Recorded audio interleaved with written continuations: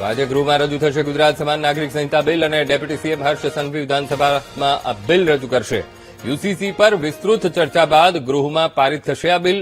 કુલ 4 ભાગમાં UCC bill તૈયાર કરાયું છે. યુસીસી લાગુ કરનારું દેશનું બીજું રાજ્ય ગુજરાત બનશે. રાજ્યમાં થતા દરેક લગ્નની નોંધણી કરાવવી ફરજિયાત રહેશે અને યુસીસીના અમલ પહેલાના લગ્ન માટે પણ નોંધણીની ચોક્કસ પ્રક્રિયા નક્કી કરાશે.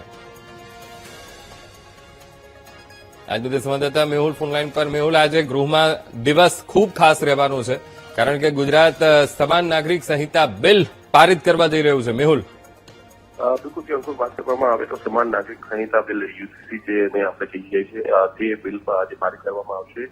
વિસ્તૃત ચર્ચા બિલ પર થશે. વિધાનસભાની અંદર પ્રશ્નોત્તરી કાળ બાદ આ બિલ જે છે તે રજૂ થવા જઈ રહ્યો છે. મહત્વપૂર્ણ બાબત છે કે આ બિલ આવવાથી લગ્ન નોંધણી જે લગ્ન વિચ્છેદ સહિતના જે નિયમો છે તેની અંદર ફેરફાર થશે. જે બિલ આવવાથી આદિજાતિ વિસ્તારની અંદર જે આદિવાસી જે લોકો છે તેના જે પરંપરાગત જે પણ નિર્ણયો છે તેને સીધી કોઈ અસર લાગશે નહીં. ખાસ જે લગ્ન નોંધણીના જે કિસ્સાઓ છે તેની અંદર ફેરફાર કરવામાં આવશે. કરાર આધારિત રહેતા જે લોકો છે તેને પણ નોંધણી ફરજિયાત બનાવવામાં આવી છે. દંડ સહિત જે સજાની જોગવાઈઓ પણ તેની અંદર કરવામાં આવી છે. વારસાઈ જે હક છે તે વારસાઈના સંદર્ભમાં પણ વિસ્તૃત જોગવાઈઓ આ બિલની અંદર કરવામાં આવી છે. જે ઉત્તરાખંડ બાદ ગુજરાત જે છે તે બીજું રાજ્ય બનવા જઈ રહ્યું છે જેથી યુસીસીની અમલવારી થશે. સત્તાપક્ષ અને વિપક્ષના જે સભ્યો છે વિધાનસભાની અંદર તેના ઉપર વિસ્તૃત ચર્ચા આજે ગૃહમાં થશે. બિલકુલ મેહુલ, સમગ્ર માહિતી સાથે જોડાવા બદલ આપનો આભાર.